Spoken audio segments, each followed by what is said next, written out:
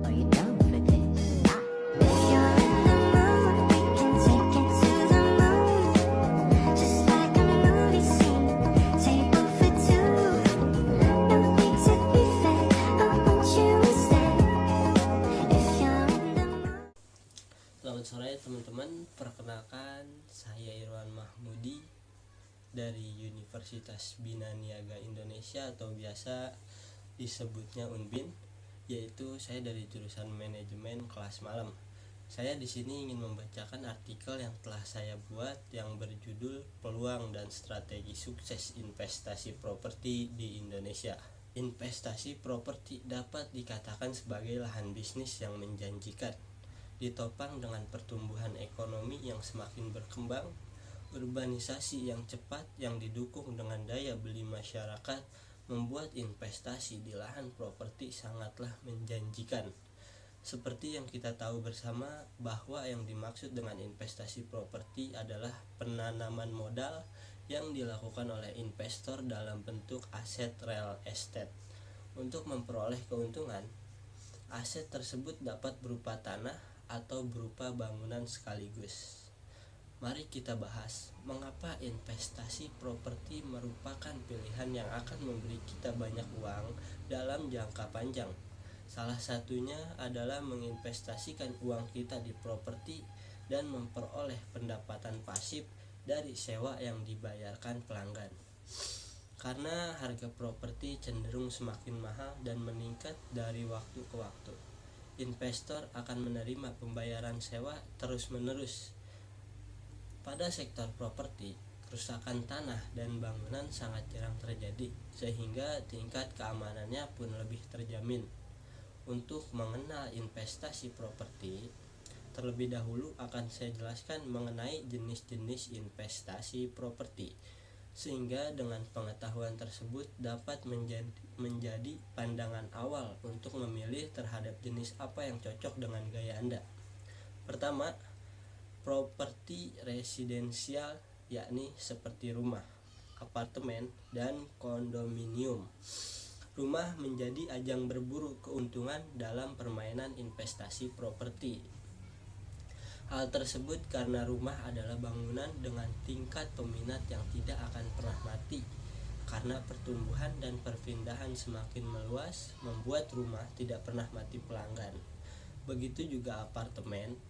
Di tengah masyarakat urban, katakanlah di Jakarta dan Surabaya sebagai bagian dari kota besar di Indonesia, keberadaan apartemen menjadi lumbung penghasilan yang tidak akan pernah mati.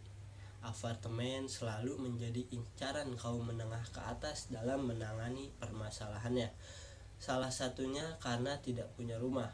Sementara untuk kondominium biasanya sangat diminati oleh kalangan profesional muda, sehingga tidak akan pernah ada habisnya.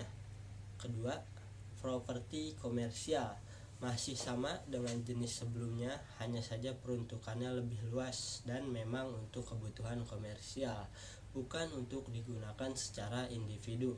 Misal perkantoran. Seperti yang kita lihat bersama, pertumbuhan bisnis yang semakin menjamur saat ini mengharuskan manajemen untuk memiliki kantor sendiri, dan tidak mungkin pengusaha akan mendirikan bangunan terlebih dahulu. Pastinya akan memilih untuk menyewa terhadap sebuah bangunan untuk dijadikan kantor. Tidak kalah menjanjikan juga untuk kantor perbelanjaan. Meski sekarang banyak pesaing di marketplace, tetapi pasar atau ruko masih tetap eksis dengan kelebihannya masing-masing, sehingga menginvestasikan uang untuk bangunan perbelanjaan tidak akan pernah merugi.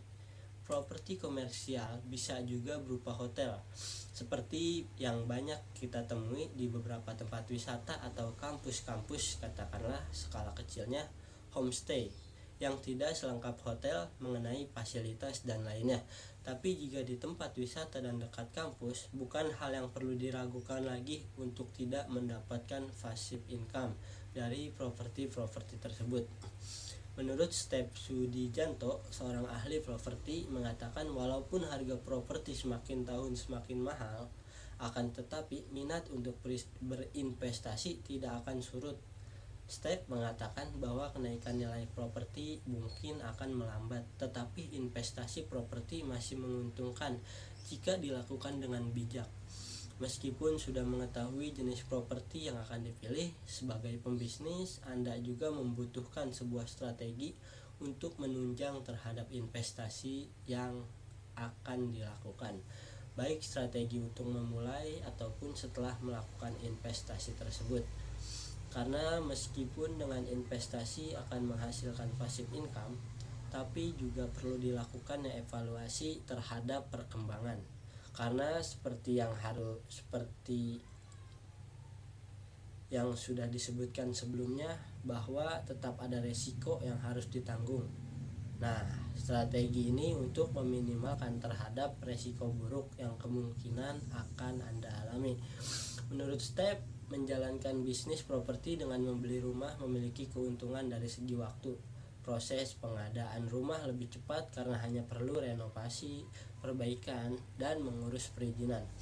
Riset terhadap calon yang diinvestasikan, meskipun properti adalah benda mati, kita sebagai manusia hidup perlu memahami setiap properti yang kita investasikan. Misalnya dari segi keamanan, apakah lokasinya aman, dari segi lokasi, apakah ada lokasi yang strategis atau tidak, khususnya dalam investasi properti komersial.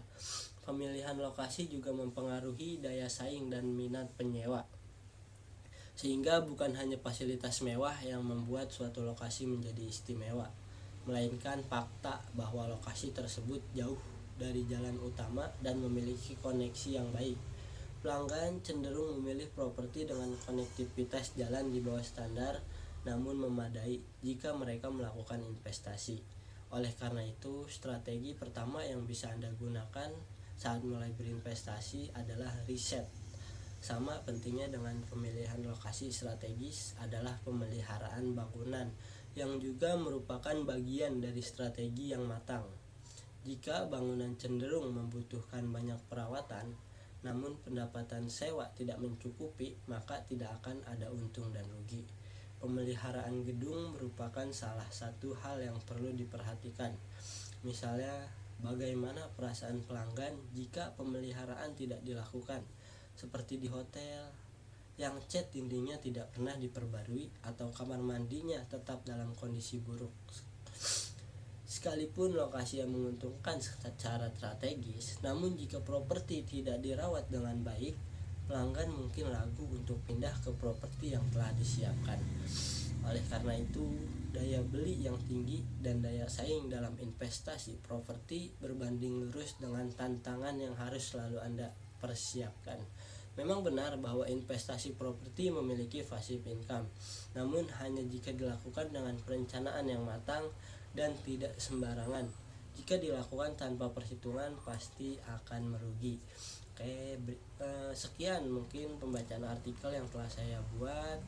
Jangan lupa teman-teman untuk di like, subscribe, dan di share ke teman-teman yang lain. Semoga apa yang sudah saya bacakan tersebut dapat bermanfaat untuk teman-teman semua. Sekian.